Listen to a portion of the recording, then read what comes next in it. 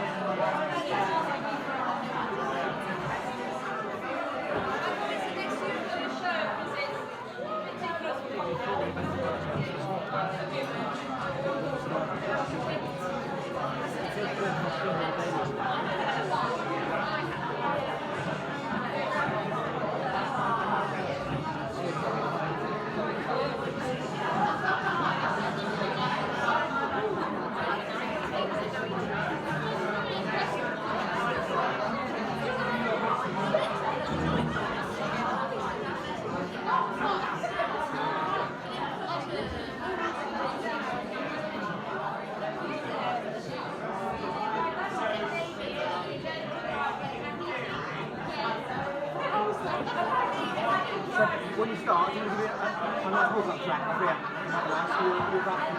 okay, fine.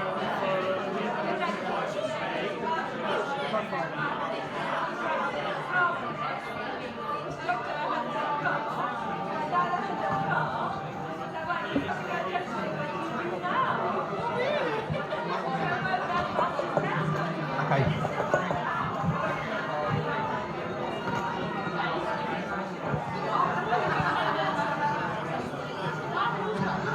Ladies and gentlemen, welcome to your comedy evening. Please go wild, go crazy, and welcome on stage your host in combat, it's Sal Manillo!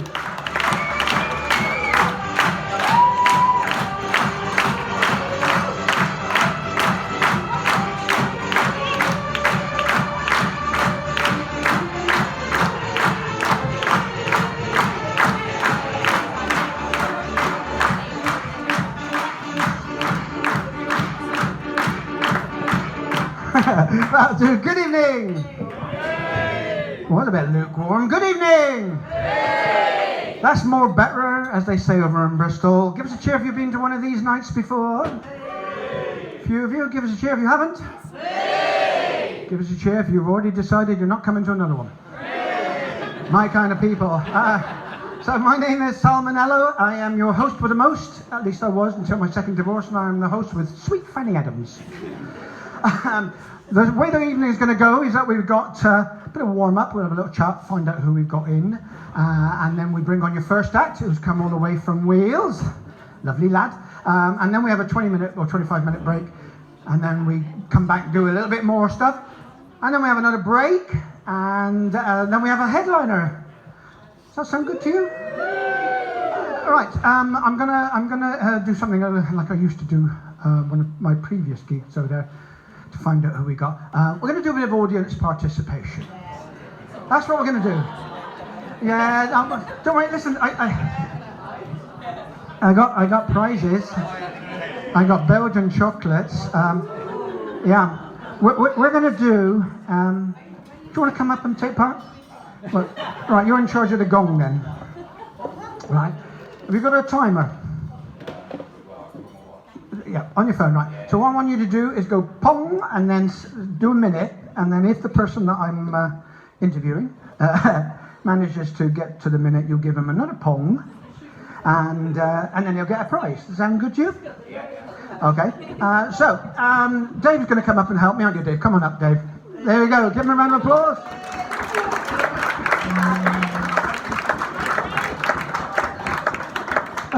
Dave's a lovely guy. He's very cuddly, the same way as a grizzly bear is cuddly, isn't he, really? And they've got a similarity. You wouldn't want to come across either of them in the woods, would you, really? Okay. Just stand over here a minute, Dave, okay? Dave's going to do a bit of magic. On the count of 3, I'm going to disappear. 1, 2, 3. Look at that. We never even practiced that. Well done, Dave. Okay, so you're going to be the. I tell you what you're going to be. You're going to be the gong man. All right. Okay. Here we go. All right. Do you know that guy who does the openings of the rank thing? Do you remember that guy who used to hit the gong? Do you know what he used to get for doing that? A big hammer. Oh, all right. Okay. Holy shit. Don't get carried away. Do that too much, you'll end up with gongoria. Ooh, that's terrible. Madam, would you fancy coming up and joining us? Oh, come and join us. 1 minute, that's all you've got to do. Give her a round of applause.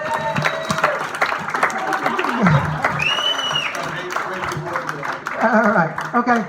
Would you mind passing that over to me? Right? I'm going to give you a microphone. You're going to be almost in equity. There you go. If we just get that passed over there. This is what happens when you haven't got 3 microphones. So just put that behind your hair there, darling. Okay, how about that? Oh, there you go. That's for you. Thank you very much. I'll stand here. You can be the star of the show. And what's your name over there, fella? Simon. Simon. Yeah. As in Simple Simon. Met a pieman going to the fair. Said, Simple Simon, burger and there's a packet of crisps.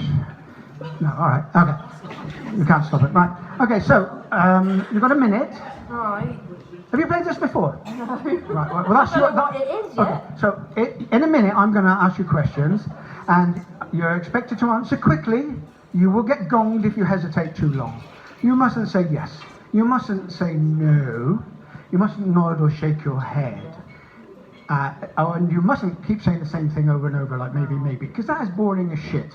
All right, Simon. Hang on. Oh, hang on. God, dear. I'm trying to get this time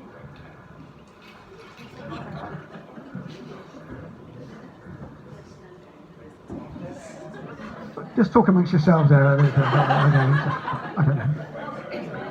Right, ready? Right, when you're ready, gong the gong, and that'll be a gentle gong for when she starts, and then timer for 1 minute. Off you go. Gong it. There we go. So what is your name, my darling? Pause. Tours? Is that stupid or what? It's short for Victoria. Ah, Victoria. What's the matter with Victoria? It's a great name. My mum didn't like Vicky. She didn't? No, she thought it was common.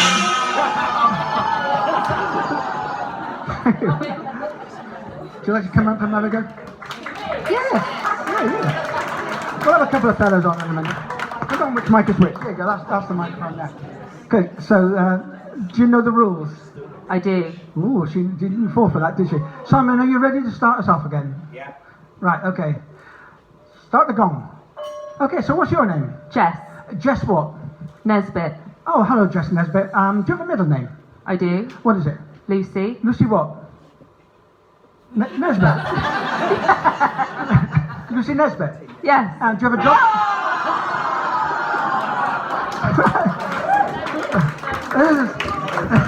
This is harder than it looks, isn't it? Number of times I've said that in the bedroom. Okay, so fella, sir, would you like to come up and join us? Yeah, come on, you can support your friend. Come on up. There we go. Hello.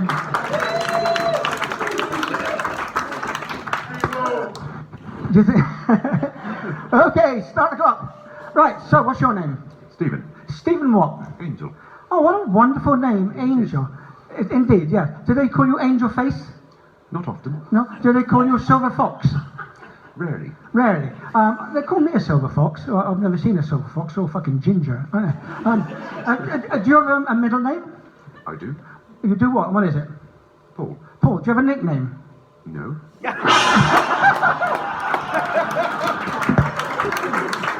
here. Come on up. Yeah. He looks like... There you go. He looks like that celebrity off the telly. What's his name? Gary Barlow. No, sorry, Ken Barlow. That's the one that looks like. Okay. Okay, so he's got a bit of himself there. A bit premature there, Simon. Right. Okay. So start the clock. And your name is, young man? Owen. Owen what? Chard. Not Owen a lot of money to the bank. Not that I'm aware of. Not that you're aware of. Oh, okay. So do you have a job? Indeed. You do.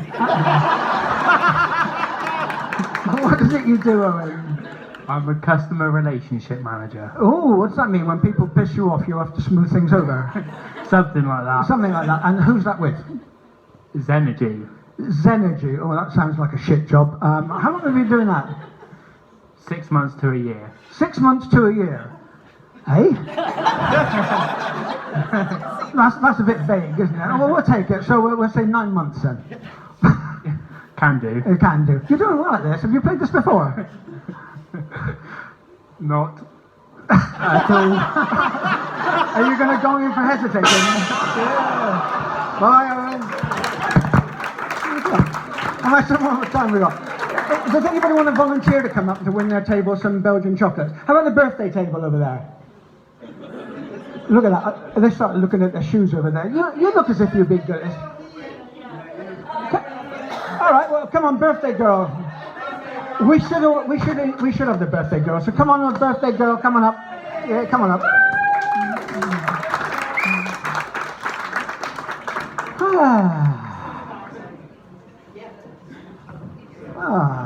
There you go. So, is it really your birthday? It is. Oh, we haven't started yet. We haven't started yet. No. It's very rude to ask a lady her age. How much do you weigh? 100 pounds.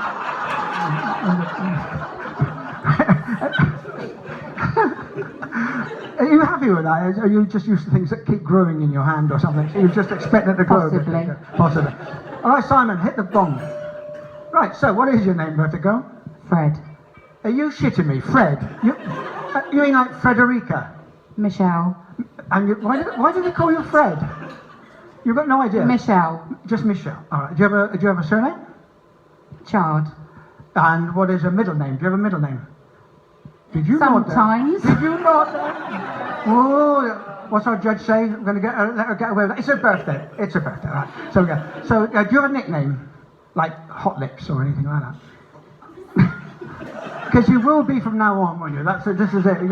All your friends, when you go back, are going to call you Hot Lips. Just Shelley. Just Shelley. All right. And are you married, Shelley? Or something like, oh, yes, you've got a ring on. Doesn't mean a thing, though, does it, really?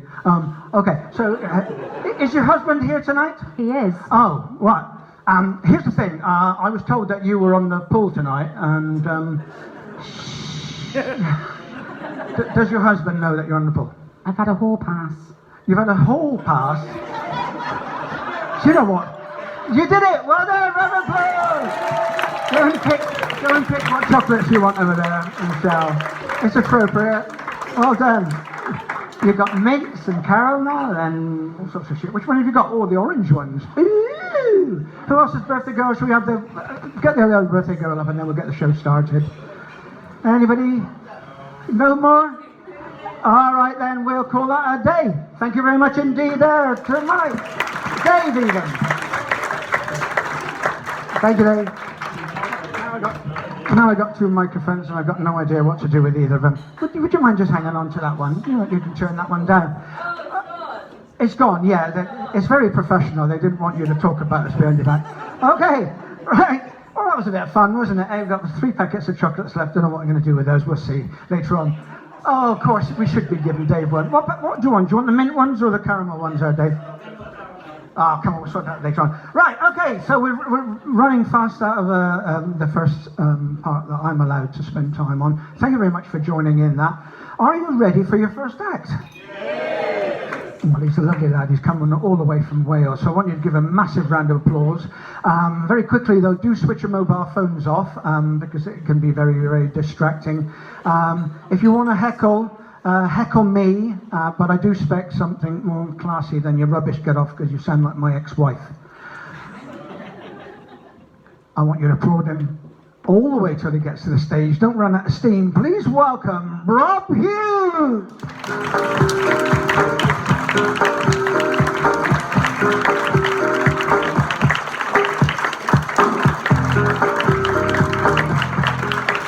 Hello! Hello. Yes, I've come all the way from Wales in a Scottish shirt to England, so top of the morning to you. I was a little bit intimidated driving in here, to be honest, because it's fucking posh out there. Very posh out there. I saw some kids playing croquet in the street. What happens at Halloween? They go around with a box of quail eggs. I was expecting someone to ask me to show my papers, but I tell you what, I know we're all here for the comedy, but I've actually got something I want to share with you all before I start. Is that okay? Yeah. Thank you very much. For years, my girlfriend has complained that I'm not romantic enough, and last night, I proposed. Thank you, thank you. Don't get too excited though, she hasn't texted back yet.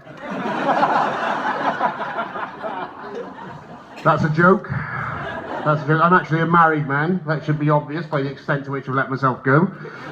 That's what happens, isn't it? You get married, stop caring, stop bothering. Yeah, so we got a few in tonight. Has been a big week for me though, in all seriousness. It was my birthday this week as well. Thank you very much. My 8-year-old son made me a loom band. It's his birthday soon, let's see how he fucking likes it.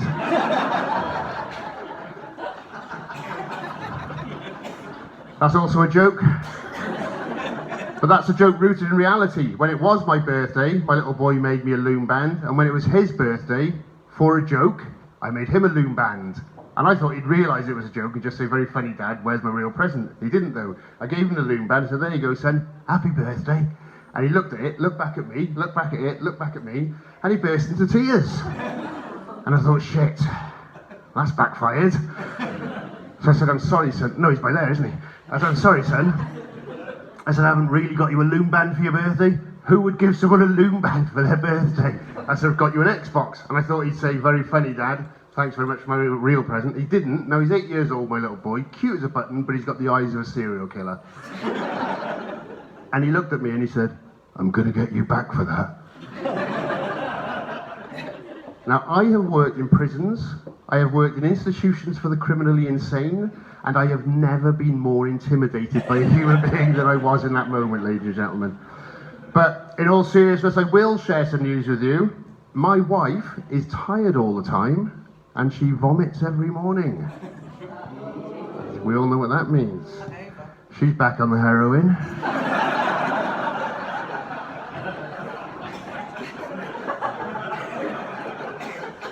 That's not a joke. No, it's lovely to hear you laughing, ladies and gentlemen. I really need that reassurance. A lot of comedians, they come out, they've got so much confidence, so much charisma, and they own the space around them. I don't. I get very nervous on stage. I won't say that I'm shitting myself, because I think that's a bit vulgar. What I prefer to say is I'm emitting three-dimensional farts. But I'm not a very confident person. You're all familiar with the concept of having a voice on one shoulder that says one thing and a voice on the other that says something else? Yeah. What I get is a voice on this shoulder who says, what are you doing, Rob? You're wasting your time. You're never going to make it.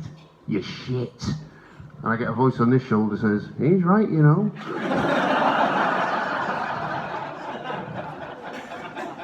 I think this anxiety stems from my childhood. I was a very sensitive child, really hypersensitive child, and that wasn't a good thing because I grew up in the 70s. And that wasn't a good time to be sensitive, believe me. The main game we played at playtime in school was war. That's not a game for sensitive children. So while all the other boys were shooting each other with imaginary machine guns, I'd be in the trenches writing a letter home to my wife.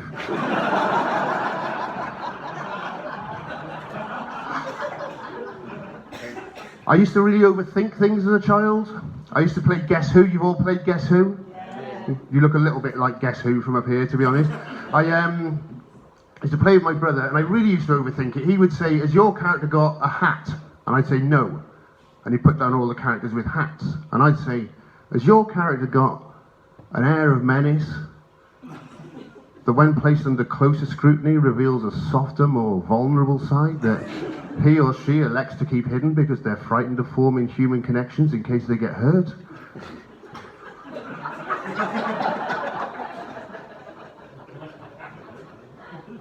I say, no, I don't think so. Say, right, it's not Alfred. I never won a game. But as I say, despite this lack of confidence, despite this low self-esteem, I did manage to persuade a woman to marry me. I actually met my wife speed dating. Give it a cheer if you've ever been speed dating. Well, fuck you. There was plenty of time for one of you to lie and spare my embarrassment then. I'm sure you're all familiar with how speed dating works. You have to go into a room, meet as many people as you can, find out as much about them as you can, as quickly as you can, to decide whether you want to see them again. I remember the night very well. It was a Friday the 13th. That's not really relevant because I'm not superstitious and touch wood I never will be. But I went in. Thank you. My wife was sat opposite me. She wasn't my wife then, obviously. That would have been weird, wouldn't it? What are you doing here? Probably trying to score drugs, I expect. But she was sat opposite me. She looked at me and she said, pick 5 words to describe yourself. I said, I'm inarticulate.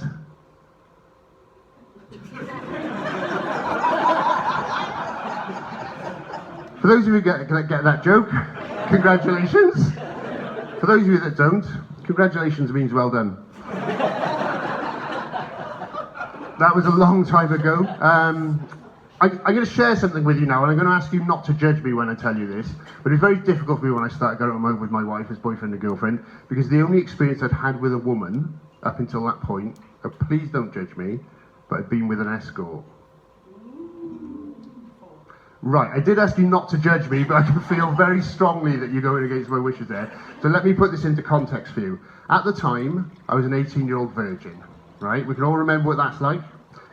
Maybe. And I could think of nothing but sex, right? But I could not get laid for love, nor...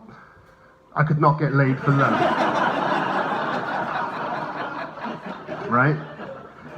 I saw an advert in the paper. It said, woman offers full girlfriend experience, £100. I thought, bargain. So I phoned her up. I said, hello. I spoke very differently back then. I said, hello, I'm phoning about the full girlfriend experience. She said, have you got £100? I said, yes. She said, be at this address tomorrow night, 8 o'clock, and bring the money with you. So I went to the house, I knocked on the door, this beautiful woman, Brenda.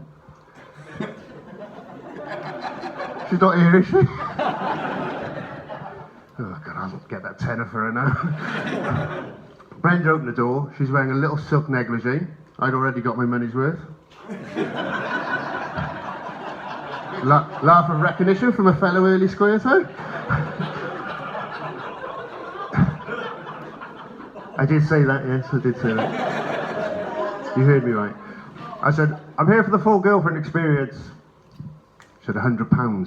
So I took the money from her pocket and I put it in her hand. And she invited me in. She lured me through into the lounge. She locked the front door. I followed her through into the lounge, where she sat down on the sofa. And she went into a deep sulking silence, and I had to spend the next 2 hours working out what it was that I'd done wrong. Put me in great stead for the future. So when I started going out with my wife as boyfriend and girlfriend for our first date, I took her for ice cream at the seaside. You're a lady, clearly. If not, well done, sir, very convincing. Is that romantic? Ice cream at the seaside? The important thing was that it was cheap, and I just spent £100 on a prostitute. my options were limited. So I took her for ice cream at the seaside. I laid a rug down on the beach. I said, you sit there, my love, I'll get them. What would you like? And she looked up at me all coquettish and shy. She said, oh, surprise me. So I didn't get her one. But that was a long time ago, long time ago. We've been married for a long time now, and the sex is awful. Awful. Never used to be in the early days. The sex was fantastic. My wife was a violent lover. Is that too much? A violent. They were never. She never pulled a knife or anything like that. I'll tone it down. She was an aggressive lover. She was an aggressive lover. She used to grab me by the collar and she'd say, "I want you. I want you." Right. That in itself is not supposed to be amusing, but thank you. She'd say, "I want you." She doesn't say that to me anymore, ladies and gentlemen. The most seductive thing my wife says to me these days is, "Do you want to try and have sex?" Do you want to try and have sex? And the reason she says this is because she knows there's a fairly good chance it's not going to work, right? And it's not because there's anything wrong with me, and it's not because there's anything wrong with her. It's just we've had so much sex with each other over the years that the novelty is worn off, right? I know, I feel bad saying it, but let me tell you what she said, which makes me look at, paints me in a much better light, because it did concern me. I asked her one day, I said, "My love," because I live in a Victorian novel. I said, "My love, where has the magic gone?" And she said, "Do you like lasagna?" I said, "Yeah, why?" She said, "If you came home tonight, lasagna was on the table, what would you say?" I say, "Lasagna? Great, thanks." She said, "If you came home tomorrow night, lasagna was on the table again, what would you say?" I say, "Lasagna? Twice in 1 week? Lucky me." She said, "If you've been coming home every night for 10 years, and every night for 10 years that lasagna's been on the table, you're going to be looking at that, and you're going to be thinking, I used to love lasagna, but now I've had so much of it, the very sight of it makes me feel physically sick." And she said, "That's what I think when I look at you." Brutal, brutal. And also not entirely true. I don't think that's true. I don't think she'd ever get sick of lasagna. But we are trying to liven our sex life up. We're taking steps to liven it up. We went to a wife shopping party. I didn't realise it was just for the one night. I looked like an idiot turning up with all those suitcases.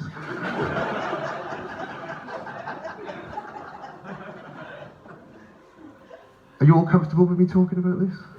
Yeah. Give me a cheer if you ever used a sex toy. Well, thank you, thank you. I thought I was going to be one lonely man in a room full of liars for a moment there. My wife bought a sex toy. It was a dildo. Well, I say sex toy. It's more like a weapon, to be honest. Long, thick. I looked it up and down, and I asked her, "What are the straps for?"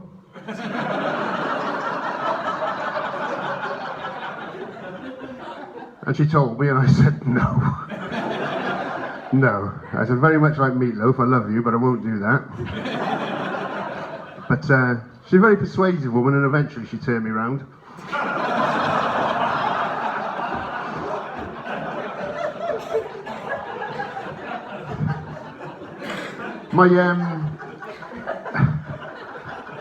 My son, I was talking about my son. He said something to me the other day that I don't think any child should say in this day and age. 2 words, not those 2 words. Two words he said to me that I don't think any child has the right to say in this day and age. He said, "I'm bored." I said, "You were having a laugh."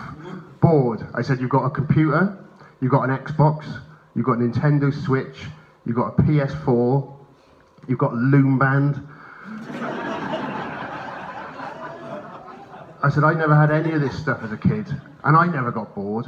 And he said, "Well, what did you used to do to pass the time?" I said, "Well, we used to make our own fun." He said, "Well, like what?" I said, "Well, when we were in school, me and my mates had a game.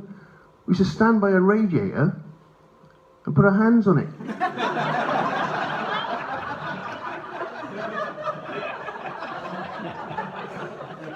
And he said, "And then what?"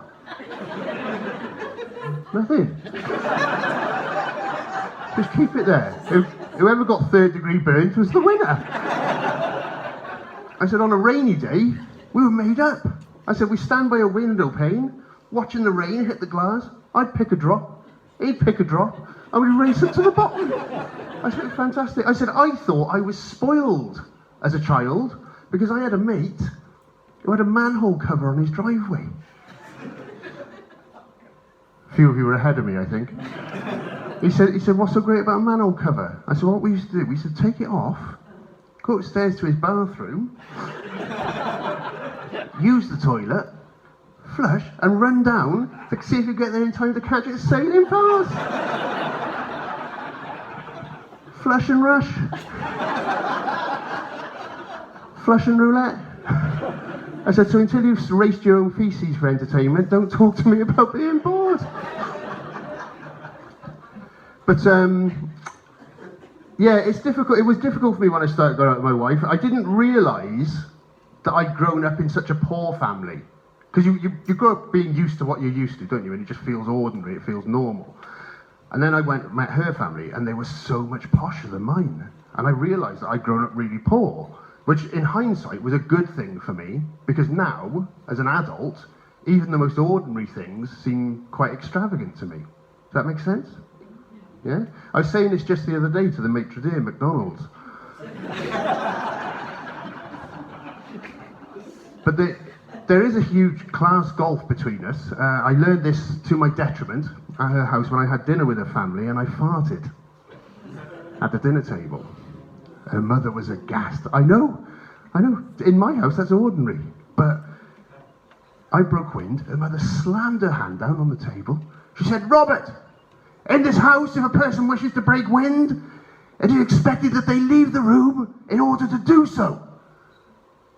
I said, you leave the room to fart? There are members of my family that wouldn't leave the room to shit.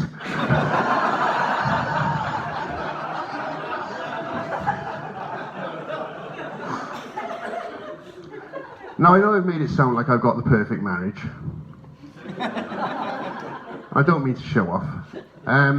We argue, like anybody else, but what I found is we argue over silly things, trivial things. We argued recently about getting a cat.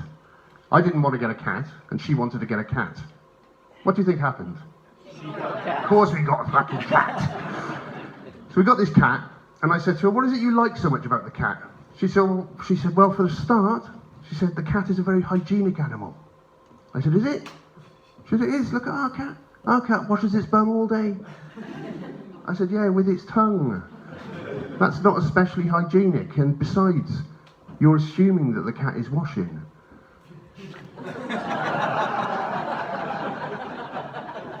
I said, if you were to walk in on me,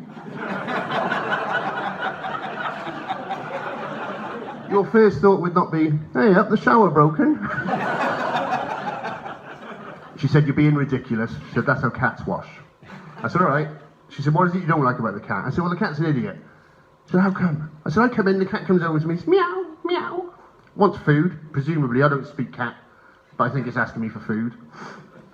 I hope it's not asking me to lick his ass. But I'll tell you, I'm not doing that again. So it's asking me for food. I put food in the bowl, and the cat's going, meow, meow. It did occur to me that what if the cat is not actually asking me for food? What if the cat is trying to tell me something in its own cat way? What if the cat is actually saying to me, you know that lady that lives here with you?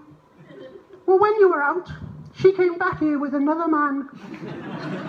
And they went upstairs to the room that you both sleep in and took off all their clothes. And she lay down on the bed and he washed her. Fuck me, he was meticulous. Oh, ladies and gentlemen, you've been so nice. I'm not going yet. Hold your horses. I'm going to tell you one more story before I go. This is about my little boy. Give me a cheer if you've got kids. Yay. Any of your kids ever had an imaginary friend? Yes? Isn't it weird? It's intense. It is intense. My little boy, I heard him one day upstairs talking to Victor. I thought, who the fuck's Victor? So I went upstairs, I looked through the gap in the door, and he's like this. He's going, right, Victor, he's got these toys, and he's, Victor, you can have them, and you can have them, and I'm having these. But there's no child there. But he's talking to me like he's there. Now, over the weeks and months now, Victor became a more prominent figure in our house. it got to the point where we were setting a place at the dinner table for him. No food, imaginary food for an imaginary boy, so it wasn't costing me anything, I didn't mind. But then one day my little boy's in the garden, and he lets out this piercing scream, piercing, blood curdling, and I run out, he stood there clutching his head, and he's crying. And I said, mate, what's happened? Have you fallen? I'm looking for blood. And he said, Victor pulled my hair, Daddy. That's fucking mental.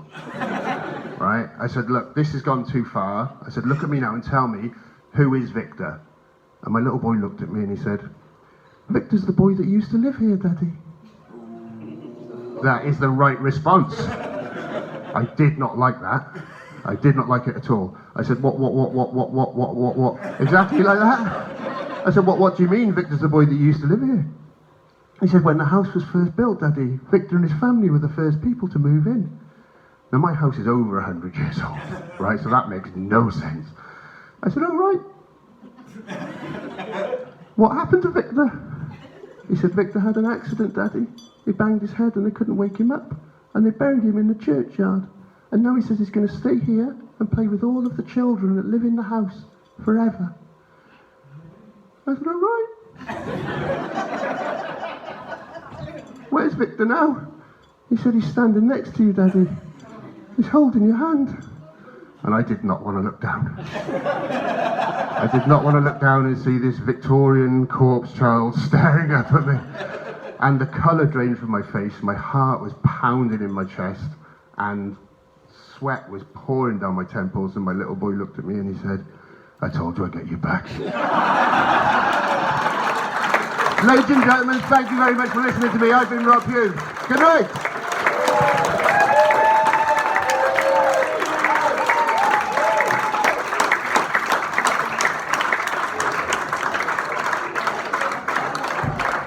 What a lovely story. He had us there, didn't he?